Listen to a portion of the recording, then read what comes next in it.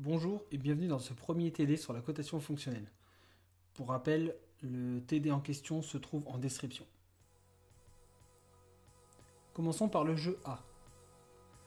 Voici donc un montage simple d'un galet numéro 4 dans une chape numéro 2, le tout fixé autour d'un axe numéro 6.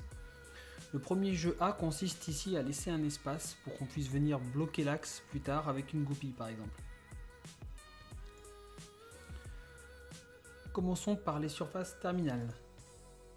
La première ici, la surface terminale, ça va être T6, car c'est la surface terminale qui touche l'axe numéro 6. On le place ici au début. Et ensuite, on va avoir la deuxième surface terminale, T2, qui touche en fait la surface numéro 2 de la chape. On le place à la fin. Passons maintenant aux surfaces de liaison. On a donc cette première surface de liaison, qui va être la liaison entre la pièce 2 et la pièce numéro 4, le galet ici. On l'appelle donc L24, on le place ici, c'est notre premier domino. Et enfin, la liaison 2,6, qui est donc la surface de liaison entre la chape numéro 2 et l'axe numéro 6. On le place ici. À présent, on va devoir relier T6 à T2 en utilisant le minimum de dominos. On va tout simplement utiliser le 2,6 qu'on va transformer en 6,2. Et là, on voit qu'on peut relier T6 à T2 assez facilement. On va compléter donc notre chaîne de cotes. Ici, on aura un premier vecteur qui va s'appeler, donc on est sur le jeu A. On relie la surface 6, ce sera donc A6. Et le deuxième vecteur, ici, qu'on va appeler A2. Donc ça, la partie encadrée en gris, c'est l'aide, méthode avec les dominos, qui va nous permettre de réaliser donc la chaîne de cotes ici. En aucun cas cette partie, elle est évaluée, d'accord? C'est une aide, c'est comme un petit brouillon. Ce qui est important, c'est la chaîne de cotes qui va être réalisée ici. On va donc reprendre. Notre premier vecteur commence à partir de T6 jusqu'à la surface 6,2 ou 2,6. Donc on part de T6 et on va jusqu'à la surface de 6. On appelle ce vecteur A6. Le deuxième vecteur, il repart du même endroit pour aller vers T2. On a donc le deuxième vecteur ici jusqu'à T2. On appelle ce vecteur A2. Et voilà, notre chaîne de cotes est réalisée. Elle était assez simple. À présent, la formule générale pour le jeu A, ça va être donc la somme des vecteurs qui vont dans le même sens en positif, moins la somme des vecteurs qui vont dans le sens inverse, donc en négatif. Donc le vecteur qui va dans le même sens que JA. On rappelle que le jeu A va de la gauche vers la droite. Quels sont les vecteurs qui vont de la gauche vers la droite? C'est donc A6.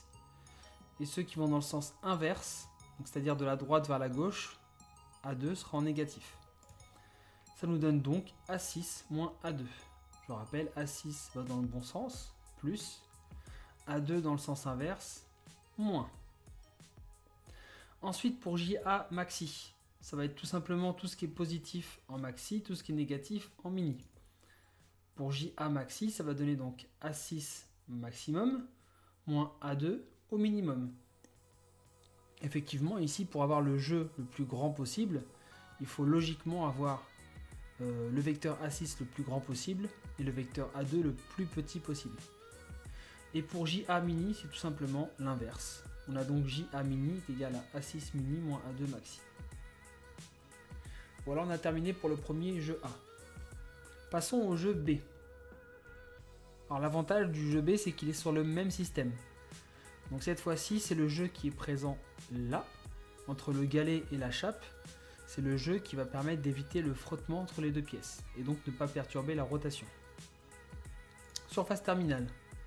On a donc ici la première, qui va être T2, car c'est la surface qui touche la pièce numéro 2.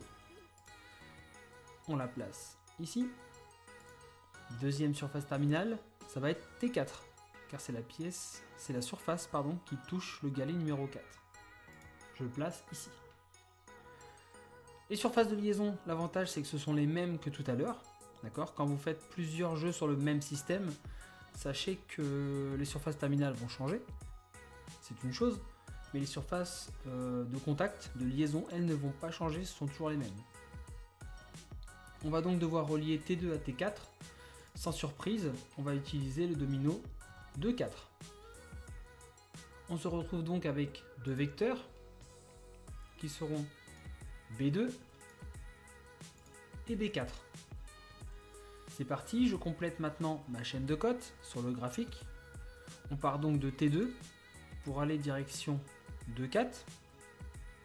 Je repars de 2-4 pour aller directement à T4. Au niveau du jeu B maintenant, on va donc avoir B2 moins B4. Voilà, puisque B2 va dans le même sens que JB, alors que B4 va dans le sens inverse. Pour le JB maxi, ça va être donc B2 en maxi et moins B4 en mini. Et pour JB minimum, j'inverse. Ça nous donne B2 mini moins B4 maxi. J'ai bien détaillé sur le jeu A, hein, vous voyez que maintenant, pour tout le reste, je vais commencer à accélérer légèrement. On passe au jeu C. Cette fois-ci, on change de système.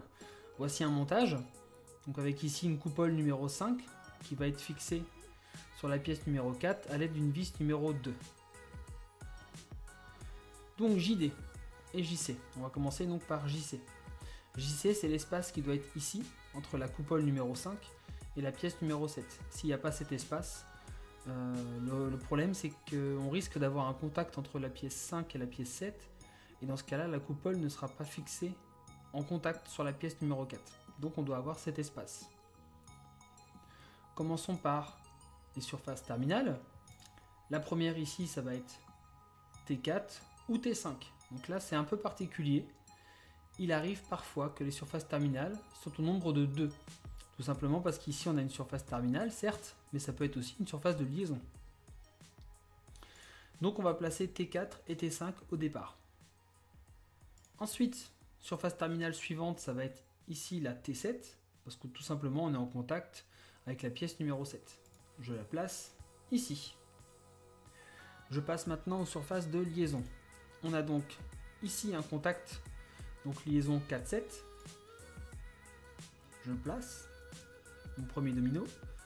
Ensuite, un autre contact entre 4 et 5, d'accord, qui est la même surface ici que nos surfaces terminales. Je le place ici. Et enfin la dernière, liaison 2-5. La liaison entre la tête de vis numéro 2 et la coupole numéro 5. Je le place ici.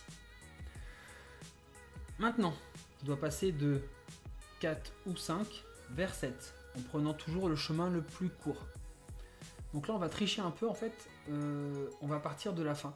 Je ne sais pas si vous vous souvenez, quand vous faisiez les petits jeux de labyrinthe sur vos paquets de céréales le matin, souvent on avait envie de tricher, on partait de l'arrivée pour aller vers le départ. Ça nous permettait de trouver le chemin plus rapidement. Là, c'est ce qu'on va faire, on va tricher. Hein.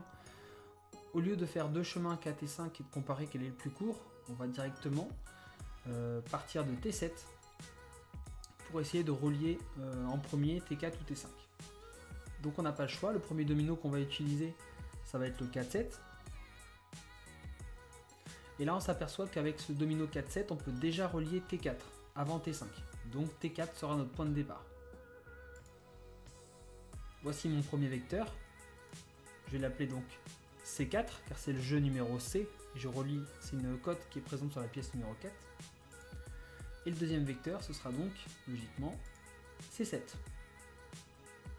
À présent, je place ces deux vecteurs sur ma chaîne de cotes. Donc je pars de T4, direction 4-7. Et de 4-7, je vais redescendre pour revenir sur T7. Ma chaîne de cotes est maintenant terminée. Les vecteurs qui vont dans le même sens que JC, c'est donc C4, il sera en positif. C7, c'est l'inverse, il descend au lieu de monter, donc ce sera en négatif. Ça nous donne JC égale C4 moins C7. Pour JC maxi, ce sera donc C4 maxi moins C7 mini. Et pour JC mini, je vais inverser C4 mini moins C7 maxi. Et voilà. À présent, je vais passer au jeu D. Commençons par les surfaces terminales. La première, elle va se trouver ici. ça va être la surface terminale T2 qui correspond au bout de la vis numéro 2 là. Et la deuxième, ça correspond aux fins de filetage. Ce sera donc T4. Voilà, le jeu D, en fait, c'est l'espace qu'il doit y avoir. Hein. Il doit rester quelques filets. Parce que tout simplement, s'il n'y a pas de jeu, on risque, si la vis est trop grande, que la vis vienne se bloquer dans le filetage et donc ne viendra pas fisser la coupole correctement. Donc on doit laisser un peu de filet pour que le serrage vienne bien se faire au niveau de la tête de vis. Et je place T4. Donc on veut aller de T2 vers T4. Les surfaces de liaison, on a dit que c'était les mêmes car c'est le même système. Donc nous revoici 4,7, 4,5 et 2,5. Et donc maintenant on veut aller de T2 vers T4. Alors voyons ce qu'on a à notre disposition. Ben, on n'a pas le choix. Le premier, ça va être le domino 2,5 qu'on va utiliser. Ici, le 5 ne nous permet pas d'aller relier T4. On va être obligé d'utiliser un autre domino. On va prendre le 4,5 qu'on va tout simplement transformer en 5,4. On a tout à fait le droit de le faire. Et donc on a terminé. On a réussi à relier T2 à T4 avec seulement 2 dominos. Les vecteurs maintenant. Pour le jeu D, on a donc ici D2. Ensuite, on va retrouver D5.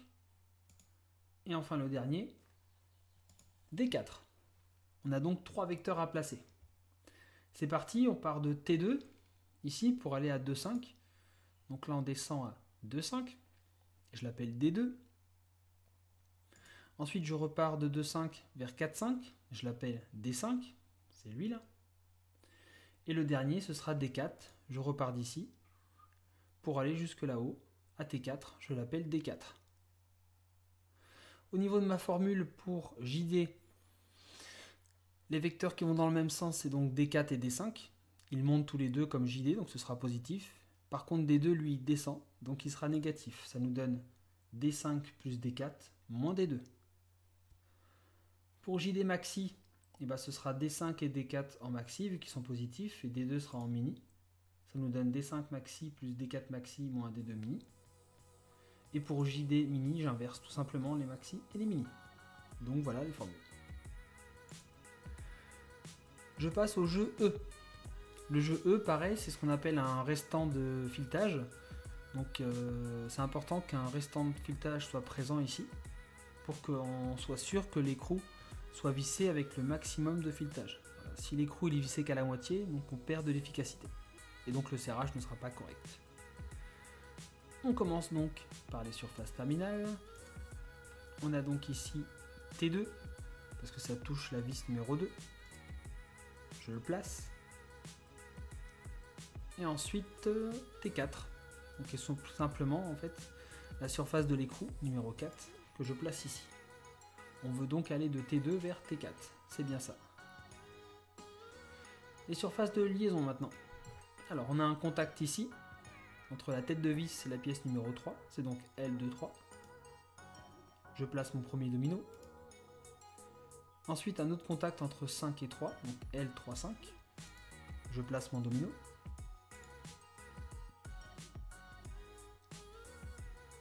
Et ensuite, L5,6. Contact entre la rondelle et la pièce numéro 5. Je le place ici. Et le dernier, entre l'écrou et la rondelle, L4,6. Je le place ici. À présent, je vais devoir passer de T2 à T4 en utilisant le minimum de dominos. Donc là, j'ai pas le choix. Je vais commencer par 2,3. Ensuite, 3,5. Ensuite, 5,6. Et enfin, 4,6 que je vais transformer en 6,4. Et là, j'ai pas eu le choix, j'ai dû tous les utiliser. Ça nous donne donc, premier vecteur, vu qu'on est sur le jeu E, ça nous fait E2. Ensuite, on a E3. Puis E5. Ensuite, E6. Et pour finir, E4. Ce qui nous fait 1, 2, 3, 4, 5 vecteurs à placer. Allons-y. Le premier E2, il commence à T2 pour aller à 2,3. Donc je pars de T2 pour aller à 2,3. Je l'appelle E2. Ensuite, je repars d'ici, je n'ai pas le choix. Je dois absolument repartir de la même surface. Et je vais directement à 3,5. Je l'appelle E3. Je repars d'ici, je vais à 5,6. Je l'appelle E5. Je repars d'ici et je vais directement à 6,4 ou 4,6. C'est la même chose. Je l'appelle E6. Et le dernier, je viens relier T4. Je l'appelle E4. Donc voici une belle chaîne de cotes. Voilà, qui part de T2 par ici et qui revient là à T4. Au niveau de la formule, les vecteurs qui vont dans le même sens que JE, c'est-à-dire vers la droite, il n'y a que E2 qui sera en positif. Tous les autres vont dans le sens inverse, ils seront donc en négatif. Ce qui nous donne JE, E2 moins E3 moins E5 moins E4 moins E6. JE maxi, ça nous donnera E2 maxi plus moins tous les autres en négatif, en mini. Voilà. Et enfin, JE mini, et ben j'inverse tout simplement les maxi et les mini. Ce qui donnera E2 mini moins E3 maxi moins E5 maxi moins E6 maxi moins E4 maxi. Et voilà, celle-là elle est pas mal. On passe au dernier, jeu F. Alors le jeu F, il est ici, hein. On a tout simplement ici un lamage, d'accord, qui permet en fait de noyer la tête de vis numéro 2. Donc là on voit bien que c'est une vis CHC, cylindrique hexagonale creuse. Et on a le jeu ici qui permet de noyer correctement la tête de vis pour ne pas qu'elle dépasse. Voilà. Donc il est tout petit celui-là. Hein. On reprend les surfaces terminales. Donc la première elle va être ici. C'est en fait la tête de vis, donc la vis numéro 2, on a donc T2. Deuxième surface terminale ici, ça va être relié à la pièce numéro 3, donc T3. On va donc de T2 vers T3. Les surfaces de liaison, on a dit que c'était les mêmes que tout à l'heure, hein, on va pas redétailler. Les voici, 2, 3, 3, 5, 5, 6, 4, 6. C'est parti, donc je dois relier T2 à T3. Donc je vais commencer par le domino 2, 3. Et là, je m'aperçois qu'avec un seul domino, le 2, 3, j'arrive à relier T2 à T3. C'est magnifique. Pourquoi en mettre plus? Hop. Donc j'ai déjà terminé. J'ai donc deux vecteurs.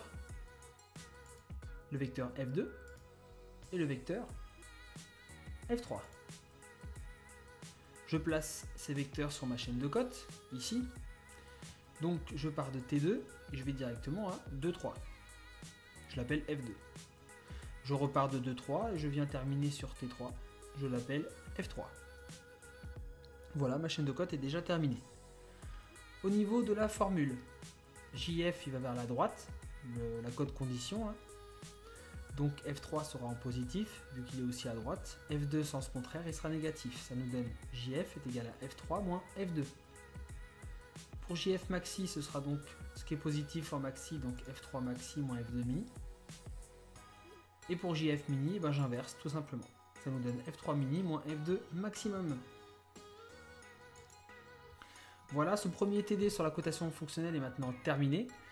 Merci de l'avoir suivi. Je vous rappelle que ce TD est disponible et téléchargeable dans la description. Vous avez la fiche du cours normalement qui s'affiche en haut à droite. Merci d'avoir suivi, à bientôt.